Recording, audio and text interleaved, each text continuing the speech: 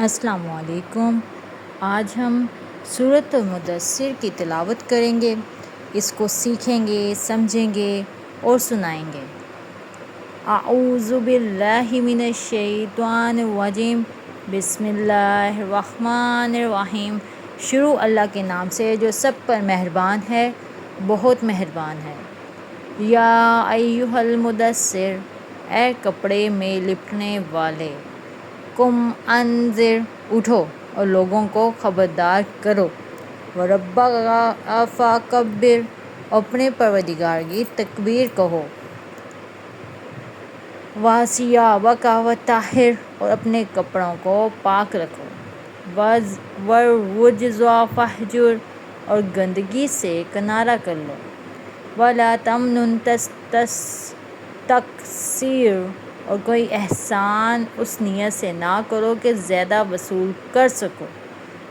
وَلِرَبِّکَ فَاصْبِرْ، اور اپنے پروردگار کی خاطر صبر سے کام لو، فَإِذَا نُقِرَ فِی النَّاقُورِ، اور پھر جب سور میں پھونک مار دی جائے گی، فَذَلِکَ یَوْمَئِذٍ یَوْمٌ عَسِیرٌ، تو وہ بڑا مشکل دن ہوگا، عَلَى الْکَافِرِینَ غَیْرُ یَسِیرٌ، اور کافروں کے لیے وہ آسان نہیں ہوگا، ذَرْنِی وَمَنْ خَلَقْتُ وَحِیدًا، اس شخص کا معاملہ مجھ پر چھوڑ دو جس نے میں نے اکیلا پیدا کیا، فَجَعَلْتُ لَهُ مَالًا مَمْدُودًا، اور اس کو مال دیا جو دور تک پھیلا پڑا ہے، وَبَنِینَ شُہُودًا، اور بیٹے دیے جو سامنے موجود رہتے ہیں، فَمَہَّدتُّ لَهُ تَمْہِیدًا، اور اس کے لیے ہر کام کے راستے ہموار کر دیے، ثُمَّ یَطْمَعُ أَنْ أَزِیدَ، پھر بھی وہ یہ لالچ کرتا ہے کہ میں اسے اور زیادہ دوں، کَلَّا إِنَّهُ کَانَ لِآیَاتِنَا عَنِیدًا، ہرگز نہیں، وہ ہماری آیتوں کا دشمن بن گیا ہے، سَأُرْہِقُهُ صَعُودًا، عنقریب میں اسے ایک کٹھن چڑھائی پر چڑھاؤں گا، إِنَّهُ فَکَّرَ وَقَدَرَ، اس کا حال تو یہ ہے کہ اس نے سوچ کر ایک بات بنائی،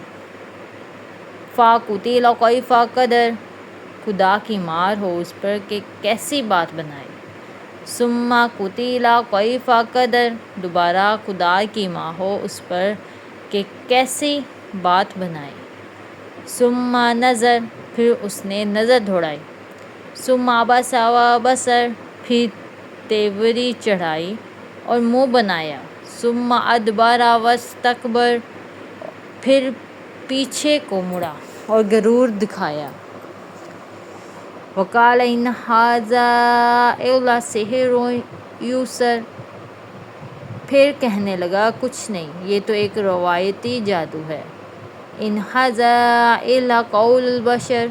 کچھ نہیں، تو یہ تو ایک انسان کا کلام ہے، سَأُصْلِيهِ سَقَرَ، عنقریب میں اس شخص کو دوزخ میں جھونک دوں گا، فَمَا أَدْرَاکَ مَا سَقَرُ، اور تمہیں کیا پتہ کہ دوزخ کیا چیز ہے، لَا تُبْقِی وَلَا تَذَرُ، اور وہ نہ کسی کو باقی رکھے گی اور نہ چھوڑے گی، لَوَاحَةٌ لِلْبَشَرِ، وہ کھالوں کو جلس دینے والی چیز ہے، عَلَیہا تِسْعَةُ عَشَرَ، اس پر 19 کارندے مقرر ہوں گے، وَمَا جَعَلْنَا أَصْحَابَ النَّارِ إِلَّا مَلَائِکَةً وَمَا جَعَلْنَا عِدَّتَهُمْ إِلَّا فِتْنَةً لِلَّذِینَ كَفَرُوا لِیَسْتَیْقِنَ الَّذِینَ أُوتُوا الْکِتَابَ وَیَزْدَادَ الَّذِینَ آمَنُوا إِیمَانًا وَلَا یَرْتَابَ الَّذِینَ أُوتُوا الْکِتَابَ وَالْمُؤْمِنُونَ وَلِیَقُولَ الَّذِینَ فِی قُلُوبِهِم مَرَضٌ وَالْکَافِرُونَ مَاذَا أَرَادَ اللَّهُ بِهَٰذَا مَثَلًا کَذَلِکَ یُضِلُّ اللَّهُ مَن یَشَاءُ وَیَهْدِی مَن یَشَاءُ وَمَا یَعْلَمُ جُنُودَ رَبِّکَ إِلَّا هُوَ، وما هي الا ذکر للبشر، اور ہم نے دوزخ کے یہ کارندے کوئی اور نہیں فرشتے مقرر کیے ہیں، اور ان کی جو تعداد مقرر کی ہے وہ صرف اس لیے کہ اس کے ذریعے کافروں کی آزمائش ہو، تاکہ اہل کتاب کو یقین آ جائے، اور جو لوگ ایمان لا چکے ہیں ان کے ایمان میں اور اضافہ ہو۔ اہل کتاب مومن لوگ اس شک میں نہ پڑیں، تاکہ وہ لوگ جن کے دلوں میں روگ ہے، وہ جو لوگ کافر ہیں، وہ یہ کہیں کہ بھلا اس عجیب سی بات سے اللہ کی کیا مراد ہے۔ اس طرح اللہ جس کو چاہتا ہے گمراہ کر دیتا ہے اور جس کو چاہتا ہے ہدایت دیتا ہے، اور تمہارے پروردگار کے لکشوں کو اس کے سوا کوئی نہیں جانتا۔ یہ ساری باتوں نوع بشر کے لیے ایک یاد دہانی کرانے والی نصیحت ہے، اور بس۔ صدق اللہ العظیم، جزاک اللہ العظیم۔ اللہ تعالیٰ نے قرآن مجید میں صاف الفاظ میں بیان کر دیا ہے کہ جس کو میں چاہوں اس کو گمراہی میں ڈال دوں، اور جس کو میں چاہوں اس کو ہدایت کے راستے میں ڈال دوں۔ یہ سب اللہ تعالیٰ کا اختیار ہے، ہمارے بس میں کچھ بھی نہیں ہے۔ ہم جو کچھ کرتے ہیں ہمیں اپنی قسمت پر یقین رکھ کر، اللہ تعالیٰ پر یقین رکھ کر، دعا مانگ کر اپنا کام کرتے رہنا چاہیے، اور ٹینشن جو ہے وہ چھوڑ دینی چاہیے کہ کامیاب ہوں گے، کس طرح ہوں گے، کیوں ہوں گے، یہ سب چھوڑ دو، کیونکہ یہ سب اللہ تعالیٰ نے خود ہی کرنا ہے۔ اللہ تعالیٰ کے اوپر یقین رکھو کہ جو کام تم نے اللہ تعالیٰ سے کروانا ہے اس بات کا یقین رکھ کے اللہ تعالیٰ پر وہ کام کرتے جاؤ، انشاءاللہ تمہارا ہر کام پورا ہو جائے گا اور تمہیں پتہ بھی نہیں لگے۔ سب سے بہتر چیز اللہ تعالیٰ کا کلام ہے، یہ قرآن مجید۔ جو کافر لوگ کہتے ہیں یہ تو لگتا ہی نہیں ہے کہ اللہ تعالیٰ کا کلام، یہ تو ایسے لگتا ہے کہ کوئی انسان ہم سے بات کر رہا ہے۔ تم خود غور و فکر کرو، جب تم قرآن مجید پڑھو گے، اس کا ترجمہ پڑھو گے، تمہیں فیل ہوگا کہ نہیں، یہ ایسے نہیں ہے جیسے انسان ہم سے باتیں کر رہا ہے، یہ ایسا قرآن نہیں ہے،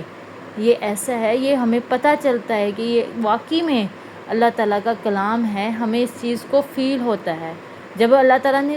ہمیں دوزخ کے بارے میں بتایا، ہمیں سیدھے راستے پر چلنے کے لیے بتا رہا ہے، ہمیں گندگی سے روکنے کے لیے اللہ تعالیٰ نے ہمیں ہر چیز بتائی ہے، نماز کا بتایا، زکوٰۃ، یہ انسان نہیں بتا سکتا ہے۔ جس طریقے سے بیان کیا ہے اللہ تعالیٰ نے ہر چیز، اپنی بات ہمارے سامنے، اپنا کلام جو رکھا ہے وہ صرف اللہ تعالیٰ کا ہی کلام ایسا ہو سکتا ہے اور کسی کا نہیں۔ یہ تم بھی غور و فکر کرو، ہر انسان پر لاگو ہے کہ وہ غور و فکر بھی کرے، اس کو پڑھے، سیکھے، سمجھے، تاکہ جو لوگ بعد میں مسلمان ہوتے ہیں وہ قرآن مجید کو سمجھتے ہیں، وہ پڑھتے ہیں، غور و فکر کرتے ہیں۔ جب کچھ لوگ جیسے ہم مسلمان ہیں، ہم پیدا تو مسلمان ہوتے ہیں، مسلمان گھرانے میں ہوتے ہیں، لیکن ہم اس حساب سے قرآن مجید کو نہیں پڑھتے جس حساب سے جو ہونے والے بڑے ہو کر جو بعد میں مسلمان ہوتے ہیں وہ پڑھتے ہیں، وہ غور و فکر کرتے ہیں، وہ سمجھتے ہیں۔ اس حساب سے ہم قرآن مجید کو نہ سمجھتے ہیں نہ پڑھتے ہیں۔ اس لیے ہم مسلمانوں پر لازم ہے کہ ہمیں قرآن مجید کو صحیح سے سمجھنا، پڑھنا اور سیکھنا چاہیے، ایک ایک لفظ ہمیں پتہ ہو اس کے اندر کیا لکھا ہے اور کیوں لکھا ہے، کیا ہے اس کا مطلب، تاکہ کل اگر کوئی کافر یا کوئی ہونے والا کوئی ایسا انسان، کوئی یہودی بیٹھا ہو تو وہ ہم سے کوئی بات کر سکے تو ہم جواب دینے کے قائل تو ہوں، ہم جواب دے تو سکے۔ جب تک ہمارے پاس علم نہیں ہوگا تب تک ہم کسی بھی بات کا کوئی جواب نہیں دے سکتے۔ اللہ تعالیٰ نے اپنے وجود کا اس قرآن مجید میں ایک ایک جگہ پر بیان ہوتا ہے۔ اللہ تعالیٰ کا وجود ایک ایک جگہ پر پڑھ کے اس کو ایسے لگتا ہے جیسے اللہ تعالیٰ ہر جگہ پہ موجود ہے۔ اللہ تعالیٰ ہر جگہ پر اپنی موجودگی کا بیان دیتا ہے اور اپنی موجودگی کے بارے میں بتاتا ہے تمہیں۔ اس لیے اس قرآن مجید کو دل و دماغ سے پڑھو، سمجھو۔ علامہ محمد اقبال کے بارے میں آپ لوگوں نے سنا ہے، ہمارے وہ قومی شاعر ہیں۔ سنا تھا کہ وہ پہلے بہت شاعرانہ سے شخص تھے، پھر انہوں نے آہستہ آہستہ قرآن مجید کو پڑھنا اور سمجھنا شروع کیا، پھر اس کے مطابق انہوں نے شاعری اپنی مشاعرے کرنے شروع کیے۔ اس کے ذریعے کہتے تھے کہ قرآن مجید پڑھتے پڑھتے وہ بہت روتے تھے، اتنا روتے کہ ان کے پیج آنسوؤں کے ساتھ گیلے ہو جاتے تھے۔ قرآن مجید کو جب کوئی شخص پڑھنا شروع کرتا ہے، اس کو سمجھنا شروع کرتا ہے تو آنسو بھی نہیں رکتے، تو اس کے دل میں اللہ تعالیٰ کا نور ایسا پیدا ہوتا ہے کہ وہ ہر چیز کو سمجھنے کی کوشش کرتا ہے، ہر بات کو گہرائی سے اس کو فیل کرنے کی کوشش کرتا ہے۔ یہ ہم سب پر لاگو ہے، ہم مسلمانوں پر بھی لاگو ہے کہ ہم قرآن مجید کو سمجھیں، سیکھیں اور سنائیں۔ قرآن مجید علامہ محمد اقبال نے صرف خواب دیکھا تھا، اللہ تعالیٰ نے اس خواب کو پورا کر کے دکھایا۔ 10 سال پہلے وہ فوت ہو چکے تھے پاکستان بننے سے۔ انہوں نے خواب کب دیکھا، کب انہوں نے قائد اعظم کو بتایا، اور یہ بات ہم سب جانتے ہیں کہ پاکستان بننے کا خواب سب لوگ ہندو اور یہ جو یہودی ہیں یہ سب یہی کہہ رہے تھے یہ صرف خواب ہی ہے اور خواب ہی رہے گا، پر نہیں، جب جہاں پر اللہ تعالیٰ موجود ہوں، جس کے دل میں اللہ تعالیٰ ہوں، جس کے دل و دماغ میں اللہ تعالیٰ کے کلام ہو، جس کو سمجھنے میں، غور و فکر کرنے میں جس نے اپنا وقت لگایا ہو، تو وہ اللہ تعالیٰ ان کی بات کو کیسے رد کر سکتے ہیں، اس کی بات کو، اس کے خواب کو کیسے غلط ثابت کر سکتے ہیں، اس چیز کو کیسے غلط کہہ سکتے ہیں۔ اللہ تعالیٰ نے پاکستان بنا کے دکھایا اور اب چل بھی اللہ تعالیٰ کے بھروسے پر ہی رہا ہے، اللہ تعالیٰ ہی چلا رہے ہیں۔ جس طرح کے اس بیچارے ملک کے حالات ہیں نا، مجھے تو بہت میری کوشش ہوتی ہے کہ اس ملک کے لیے کچھ نہ کچھ کرنا چاہیے، سب کو، ہر انسان پر فرض ہے، اس ملک کی ہر قوم کا، ہر فرد کا فرض ہے کہ وہ قرآن مجید کو بھی پڑھے اور اپنے ملک کے لیے بھی کچھ نہ کچھ کریں۔ یہ ملک اللہ تعالیٰ کے بھروسے پر چل رہا ہے کب سے، اب آپ لوگوں کو اپنی ذمہ داری خود اٹھانی ہوگی، ہم نوجوانوں کو اٹھانی ہوگی۔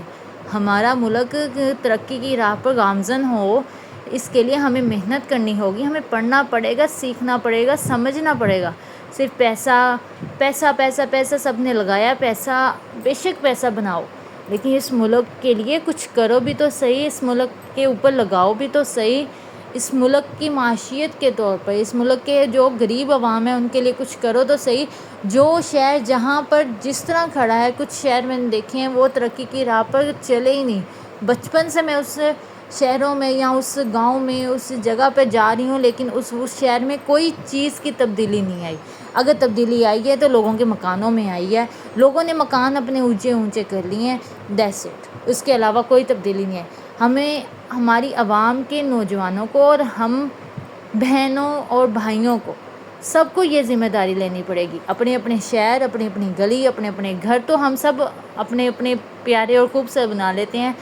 کوئی ایک 100 میں سے ہوتا ہے، کوئی 10 لوگ وہ اٹھ جائیں، ایک کی بجائے 10 لوگ اٹھ جائیں اور اٹھ کے اپنے ملک کے لیے، اپنے شہر کے لیے، اپنی گلی کے لیے کچھ کرنا شروع کر دیں، تو آہستہ آہستہ یہ ملک تم لوگ سوچ نہیں سکتے کتنا خوبصورت بن جائے گا۔ باہر سے آنے والے لوگ سب یہی کہتے ہیں کہ یہ پاکستان ایک جنت کا ٹکڑا ہے، باہر سے آنے والوں کو اس کی قدر پتہ ہے، لیکن ہم پاکستان میں رہتے ہوئے ہمیں اپنے ملک کی قدر نہیں پتہ۔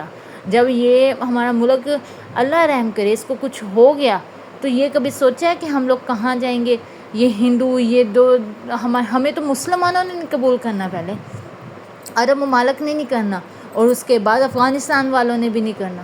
ہم کہاں جائیں گے؟ ہمارا ملک، ہمارا پاکستان ہے، ہم نے اس کو سنوارنا ہے، اس کے لیے محنت کرنی ہے۔ یہ جو خواب ہمارے علامہ اقبال نے دیکھا ہے، قائد اعظم نے اس کو حقیقت بنایا ہے، اور اللہ تعالیٰ کے ذریعے یہ سب اپنے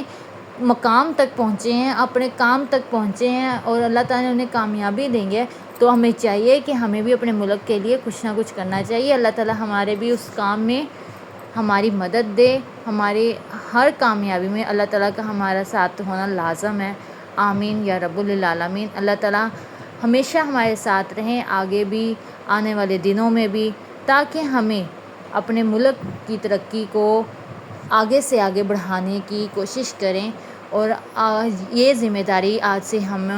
اپنے اوپر لیں کہ ہم اپنے ملک کے لیے کچھ نہ کچھ لازمی کریں گے۔ آج سے ہی سٹارٹ کریں، کل کس نے دیکھا ہے؟ کل تم رہو یا نہ رہو، یہ تو وقت کی بات ہے، اس لیے آج سے سٹارٹ کرو، آج سے کچھ کرنا شروع کرو۔